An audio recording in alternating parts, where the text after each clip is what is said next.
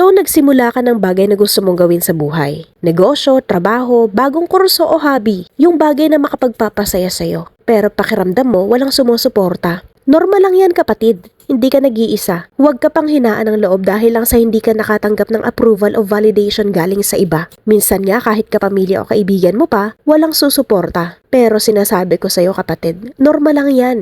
Kasi hindi sila sanay na may bago kang ginagawa. O baka awkward lang sa'yo. Pero hindi lang naman kaibigan o pamilya mo ang tao sa mundo. Sa katunayan nga ay strangers pa mismo ang unang susuporta sa'yo sa pagsisimula mo. At normal na normal yan. Ituloy mo lang ang ginagawa mo dahil hindi lang lack of validation ang kakaharapin mo. Merong bashers, marites, evil eye, at mga taong pilit kang ibababa. Payong kapatid lang. Maging matigas ka sana. Dahil sa mga ganitong simula, wala ka pang mapapala. Walang suporta? Natural lang yan, lalo na't nagsisimula ka pa lang.